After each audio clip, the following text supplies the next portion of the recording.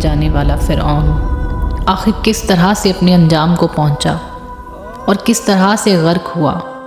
خدائی کا دعویٰ کرنے والا ولید بن مصعب بن ریام، جسے پوری دنیا فرعون کے نام سے یاد کرتی ہے، مخلوق پر ظلم کرتا تھا اور غریبوں کا حق کھاتا تھا، ان سے سخت اجرت اور کم مزدوریاں دیتا تھا، اور جو شخص اس کا غلام نہیں بنتا تھا اسے قتل کروا دیا کرتا تھا۔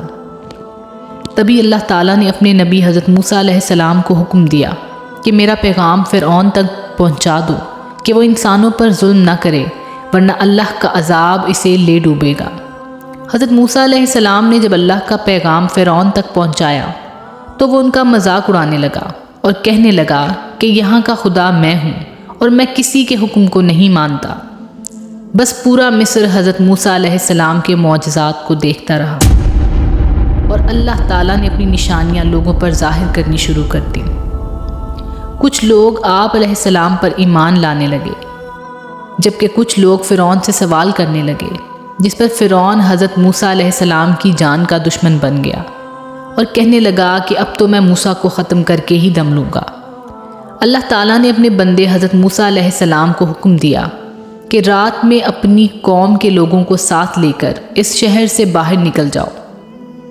جب حضرت موسیٰ علیہ السلام نے شہر سے نکلنے کا ارادہ کیا تو اس بات کا علم فرعون کو ہوا، تو وہ کہنے لگا کہ کچھ بھی ہو جائے آج موسیٰ علیہ السلام کا قتل کر کے ہی دم لوں گا۔ تو بس آگے آگے اللہ کے نبی حضرت موسیٰ علیہ السلام اپنی قوم کے ساتھ چل دیے اور فرعون ان کا پیچھا کرتا اپنے لشکر سمیت نکل پڑا۔ جب حضرت موسیٰ علیہ السلام اپنی قوم کے ساتھ دریا کے کنارے پہنچے تو فرعون کا لشکر بھی ان کا پیچھا کرتا وہاں پہنچ گیا۔ جب حضرت موسیٰ علیہ السلام کی قوم کے لوگوں نے فرعون کے لشکر کو آتے دیکھا تو حضرت موسیٰ علیہ السلام سے سوال کرنے لگے کہ اے موسیٰ، یہ تم نے ہمیں کہاں لا کر پھنسا دیا ہے؟ پیچھے سے فرعون کا لشکر ہمیں مارنے کے لیے ہماری طرف بڑھ رہا ہے اور آگے یہ دریا ہے۔ اللہ کے نبی حضرت موسیٰ علیہ السلام نے فرمایا کہ اے لوگو، گھبراؤ نہیں، ایسا ہو ہی نہیں سکتا کہ فرعون کا لشکر ہمیں مارنے کے لیے ہم تک پہنچ سکے۔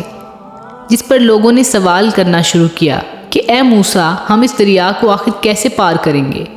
بس اتنی دیر میں اللہ کا حکم ہوا اور اللہ نے اپنے نبی حضرت موسیٰ علیہ السلام سے کہا کہ وہ اپنا عصا دریا میں ماریں۔